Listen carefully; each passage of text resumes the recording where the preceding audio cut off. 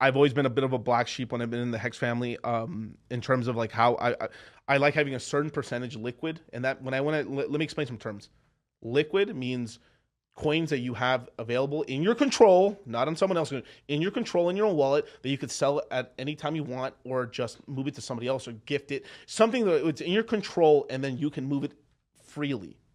Staked tokens or T shares are tokens that you've essentially allocated out of your in your control, but you can't sell them until an allotted amount of time, and you're getting rewards for it. And then there's something called dry powder, which basically means you have capital. You usually dollars or pounds or USDC or Tether, basically liquid cash that you have ready to allocate into the cryptocurrency space at a moment's notice, basically. Okay, so there's liquid tokens, stake tokens, dry powder.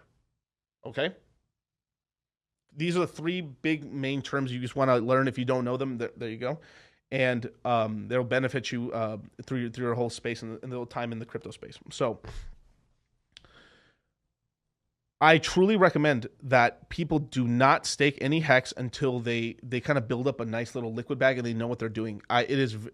Because like one of the so there's something called Pulse Chain, right? Dun dun dun.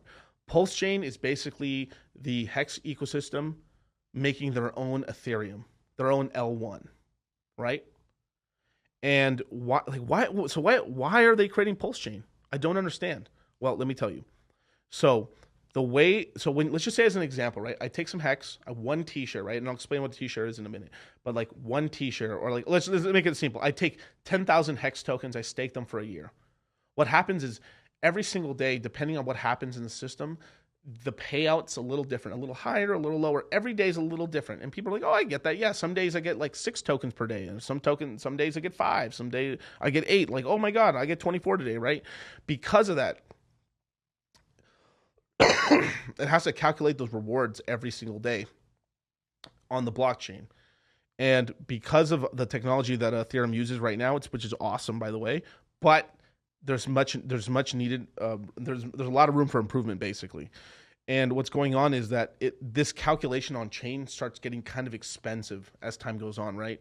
As an example, right, like some stakes that I've had since the beginning of Hex that are now, I would say, 3.5 year stakes, as an example, that are coming out right now.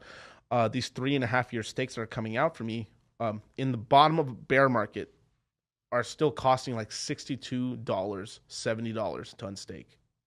Doesn't sound like a lot, right? Like, let's just say they're thousands of dollars. Hey, it costs to play the game, right? Cool. But what happens when the price of Ethereum starts shooting up and the bull market continues on? That $60 will become $3, $4, $5,000.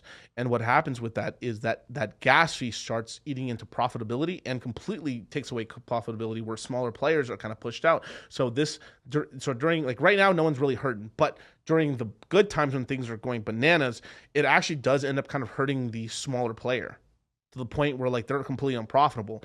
So what's going on? So what's going on is that we're creating we're copying over the entire system state of Hex and moving it over to our own somewhere where we control, and we won't have this gas fee problem. And that's why we're doing that, and that's why that's being created right now. And no matter what, we're like, unless Ethereum does these major upgrades, which doesn't look like it's going to happen for at least a while, we end up having this point where Hex has this kind of weakness right here, where it could kind of mess up the whole staking parameter and stuff like that for smaller players. The larger, it's the whole thing. When you're really rich in a system, or you're really like, you break the rules don't really matter, or like the cost of doing business is whatever, right? But for a smaller player, it could really mess them up, and it could disincentivize smaller players from playing the game that can make them hopefully money, basically. So that's what's going on right now.